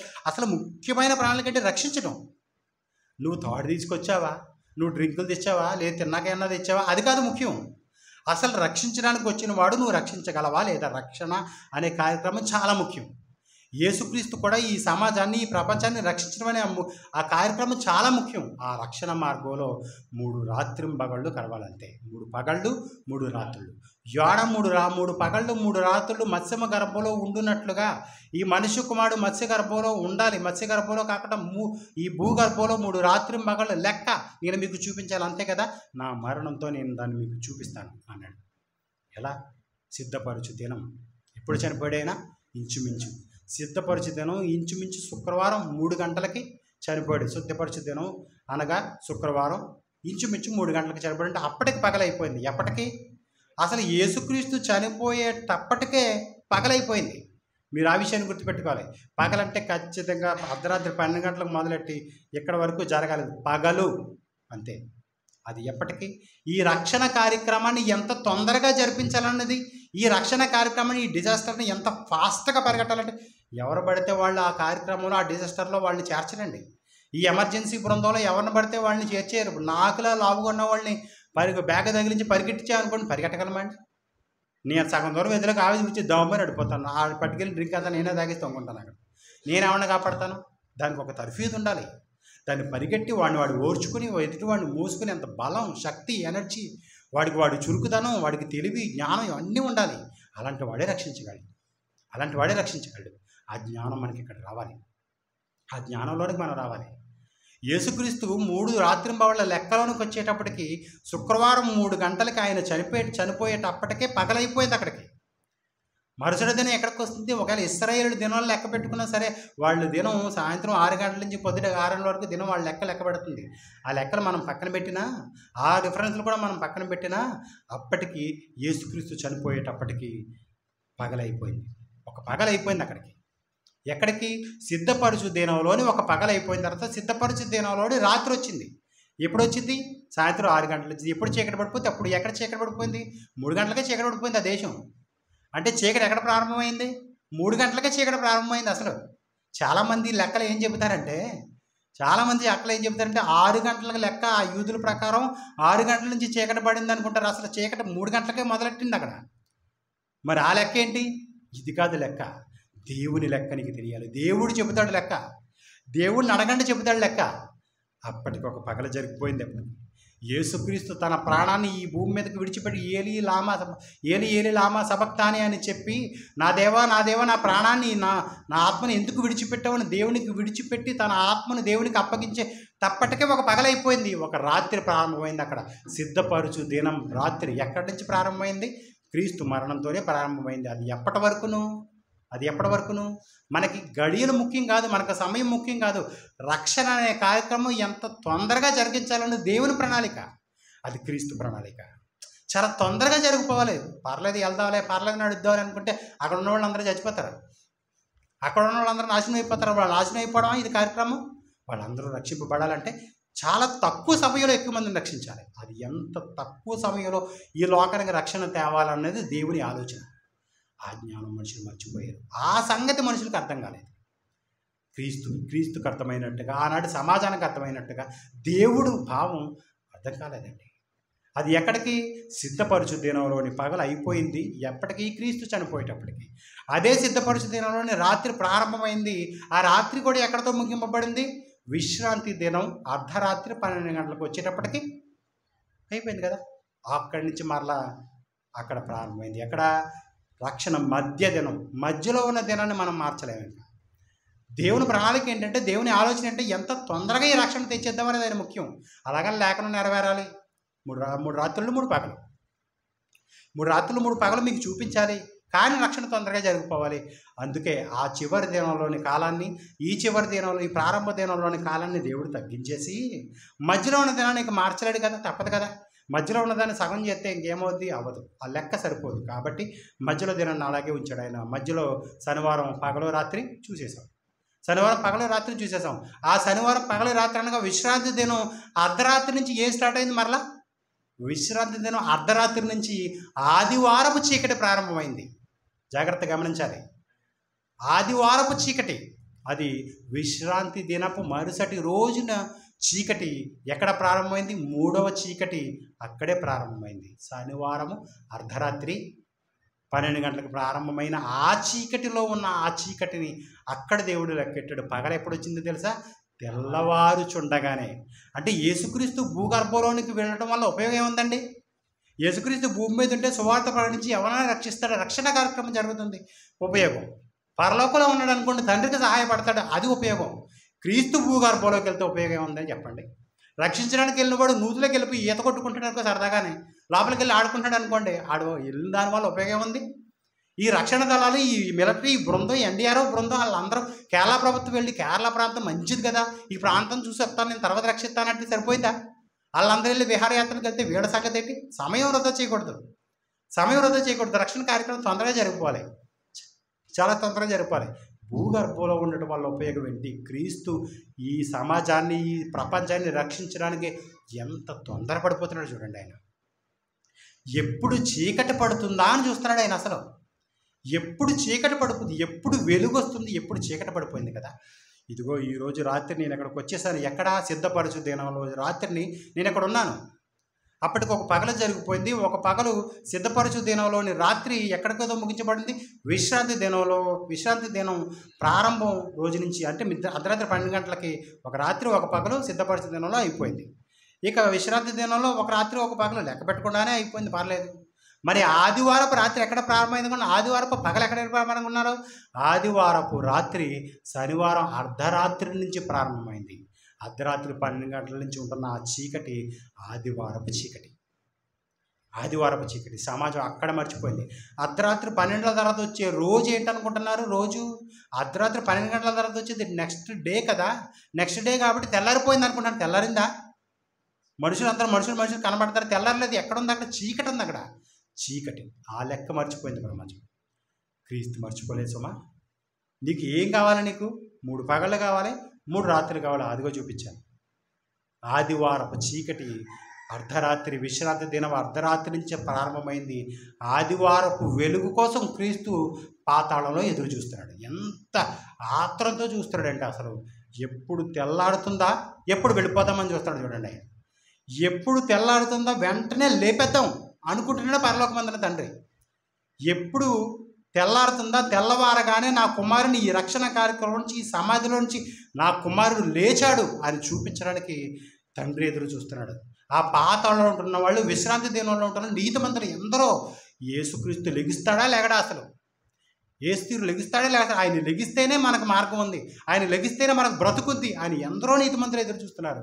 క్రీస్తు రక్షణ కోసం ఎన్ని కాలాలు, ఎన్ని ప్రపంచాలు ఎదురు చూస్తున్నాయి చూడండి. అప్పటికి ప్రపంచంలో అందరూ బ్రతుకున్నవారు, చనిపోయినవారు, రాబోతున్నవారు, ఆల్రెడీ వచ్చి చనిపోయినవారు, చనిపోయి పాతాళంలో ఉంటున్న నీతిమంతులు, ఆనాటి కాలంలో ఉంటున్న నీతిమంతులు, వీటందరికన్నా ముందు పరలోకమందున్న తండ్రి ఈ కార్యక్రమం ఎప్పుడు జరిగిద్దామా అని తెల్లవారిందండి. అదే మాట చూడండి. యోహాను సువార్త 20వ అధ్యాయము 1వ వచనం. ఆదివారమును ఇంకను చీకటిగా ఉన్నప్పుడు, చూసారా, ఆదివారం ఇంకా చీకటిగానే ఉంది.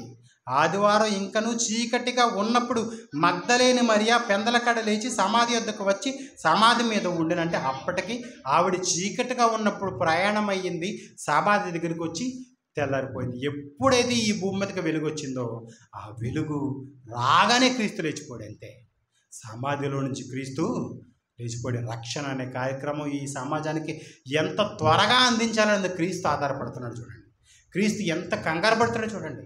రక్షించబడి అంత తొందరపడితే రక్షింపబడవలసిన మనం ఎంత తొందరపడాలండి? ప్రియమైన వాళ్ళారా, రక్షించేవాడు ఎంత తొందరపడుతున్నాడు చూడండి. రక్షింపబడవలసిన మనం ఎంత తొందరపడాలి? రక్షించడానికి ఒక మిలిటరీ వాడు నీ దగ్గరికి వస్తే, నీ దగ్గరికి రాగానే వెంటనే నువ్వు ఎక్కడికి ఎక్కేది తప్ప ఉండి ఎక్కడే ఉండు, మంచిలు కడుగొస్తాను, ముఖం కడుక్కుని వస్తానంటావా? అలా కుదరదు కదా. తొందరగా బయలుదేరిపోయి వెంటనే ఆ రక్షకుడు చేపట్టుకుంటే వెంటనే ఆ రక్షకుడు నిన్ను పరలోకానికి తీసుకెళ్తాడు. అపోస్తుల కార్యములు 2వ అధ్యాయం చివరిగా, అపోస్తుల కార్యములు 2వ అధ్యాయం 20వ వచనం. అపోస్తుల కార్యములు 2వ అధ్యాయము 20వ వచనం. ప్రభువు అపోస్తుల కార్యములు 2వ అధ్యాయము, ప్రభు ప్రత్యక్షముగు ఆ మహాదినపు రాకమునుపు సూర్యుడు చీకటిగాను చంద్రుడు రక్తముగాను మారును. అప్పుడు ప్రభువు నామమును బట్టి ప్రార్థన చేయి వారందరూ రక్షణ పొందురు అని దేవుడు చెప్పుచున్నాడు. ఇదంతా జరగకముందు, ఈ ప్రభువు దినం అంతా రాకముందు నువ్వేం చేయాలో తెలుసా? ప్రార్థన చేయాలి. చాలా ప్రార్థన చేయాలి జాగ్రత్తగా. అప్పుడు 24వ వచనం చూడండి చివరగా, మరణము ఆయనను బంధించి ఉండుట అసాధ్యము కనుక దేవుడు మరణ వేదన తొలగించి ఆయనను లేపెను. యేసుక్రీస్తుని ఆ మరణం బంధించడం అసాధ్యం, అది చాలా అసాధ్యం. అసాధ్యాన్ని సుసాధ్యం చేసింది క్రీస్తు. ఈ సమాజాన్ని రక్షించడానికి వచ్చిన ఒక మహారక్షణ దళం. ఆ క్రీస్తుని అంగీకరించి క్రీస్తు బాప్తిస్మాన్ని తీసుకుని ఆ క్రీస్తుకి మనం ఒక సేవకునిగా చేరబట్టే మనము కూడా రక్షణ దళంలో చేరి మనం ఎందరినో రక్షించవలసిన వారిగా ఉండవలసిన రక్షకులం. మనమే సేవకులం, మనమే యాజకులం, మనమే దేవుని కుమారులు, మనమే ప్రతి ఒక్కరిని రక్షించ గొప్ప రక్షకులు. మనమే ఆ డిజాస్టర్, మనమే ఎమర్జెన్సీ డిజాస్టర్, అత్యంత ప్రమాదకరమైన క్రియల్లో నుంచి మనం ముందుకు వెళ్ళిపోవాలి. ఎందరు ఉన్నారు చూడండి, మన చుట్టుపక్కల నాశనం అయిపోయేవారు ఎందరు ఉన్నారు చూడండి. ప్రతి ఒక్కడికి రెడ్ రిబ్బన్ ఉందండి. ప్రతి ఒక్కడు వాడి జీవితంలో ఆత్మీయ సంబంధమైన క్రియలతో చనిపోయిన వాడు ప్రతి ఒక్కడు బ్లాక్ రిబ్బన్ వేసుకుని తిరుగుతున్నాడు చూడండి. ఒక భయంకరమైన తాగుబోతు కనబడతాడు అనుకోండి, వాడి చేతికి నీకేం కనబడాలి తెలుసా? బ్లాక్ రిబ్బన్ తగులుకుని ఉన్నాడన్నమాట. వీడు ముందు ఎవరిని రక్షించాలి? నువ్వు ఎవడైతే భయంకరమైన పాపంతో ఉన్నాడో వాడిని రక్షించాలి ముందు నువ్వు పోయి. తర్వాత నీట్గా ఉన్నవాడు, కొంచెం భక్తితో ఉన్నవాడిని తర్వాత రక్షించవచ్చు. ఎవడైతే భయంకరమైన పాపంలో పరుగులు తీస్తున్నాడో ముందు వాడిని రక్షించడానికి ప్రయత్నం చేయాలి. నీ చుట్టుపక్కల గ్రామంలో కానీ, నీ గ్రామంలో కానీ, నీ ఇంట్లో కానీ ఎవడు బ్లాక్ రిబ్బన్ తగిలించుకున్నాడు, ఎవడు చనిపోవడానికి సిద్ధంగా ఉన్నాడు, ఎవడు చనిపోయాడు, రెడ్ రిబ్బన్ అంటే చనిపోవడానికి సిద్ధంగా 1% మిగిలిందంటే, ఇక బ్లాక్ రిబ్బన్ చనిపోయాడు ఆల్రెడీ. వాడిని రెండో మరణంలో నుంచి అయినా తప్పించడానికి ఎంతో ప్రయత్నాలు చేయాలి. నువ్వు ఒక రక్షకుడు, నువ్వే రక్షకుడు. యేసుక్రీస్తు ఒక రక్షకుడుగా ఈ సమాజాన్ని అంతనే రక్షించాడు. ఆ సమాజాన్ని ఎలా రక్షించాలో మనకు నేర్పించాడు. ప్రియమైన వాళ్ళారా, ఈ సమాజం, ఈ ప్రకృతి మనపై చూపిస్తున్న ఈ ప్రకృతి వికృతి, ఈ ప్రకృతి ఘటన నుంచి మనం చూసి నేర్చుకోవాల్సింది ఏంటో తెలుసా? క్రీస్తు రక్షణ దినం మన దగ్గరికి వచ్చింది. ఈ రక్షణ దినాన్ని, ఈ రక్షణ కార్యక్రమాన్ని సమాజానికి తొందరగా తెలియచేయాలి. ఎందుకంటే ఈ సమాజం భయంకరమైన ప్రమాదాన్ని ఎదురు చూడబోతుంది. కళ్ళు మూసుకొని ప్రార్థన చేసుకున్నాం.